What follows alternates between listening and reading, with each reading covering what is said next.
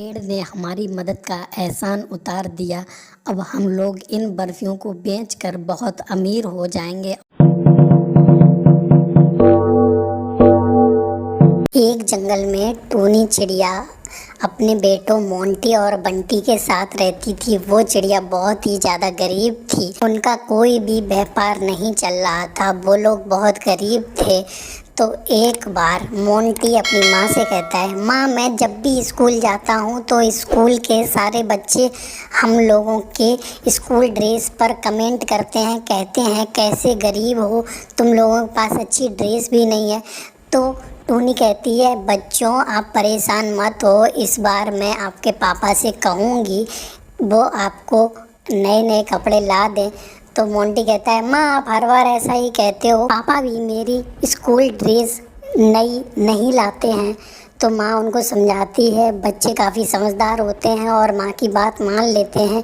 अगले दिन दोनों भाई तैयार होकर स्कूल पहुँचते हैं। स्कूल में भी बाकी अमीर बच्चे उनका मजाक उड़ाते हैं। बंटी कहता है, चील भाई क्या आप मेरे दोस्त बनोगे?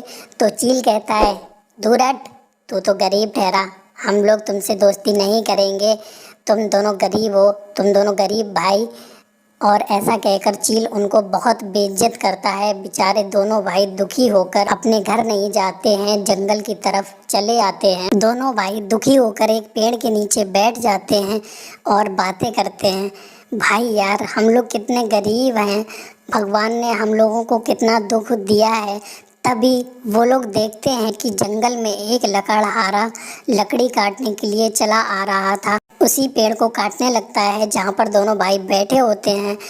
तो दोनों भाई बिना कुछ सोचे समझे उस लकड़हारे पर हमला कर देते हैं और वो लकड़हारा डर कर वहाँ से भाग जाता है। इस प्रकार वो दोनों भाई पेड़ की रक्षा करते हैं। उसके बाद दोनों भाई घर पहुंचकर सारी बात अपनी माँ को बताते हैं।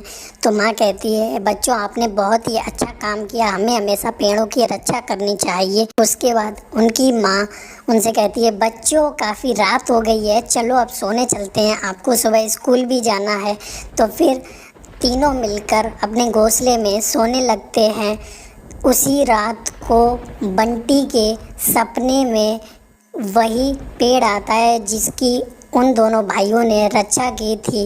वो पेड़ उन्हें सपना देता है और कहता है, बेटे तुमने मेरी रक्षा की है, अब मैं भी बदले में तुम्हें कुछ देना चाहता हूँ। मैं एक जादुई पेड़ हूँ। कल सुबह जब तुम उस पेड़ के पास जाओगे तो वहाँ पर सोने की बर्फियाँ लटक रही होंगी।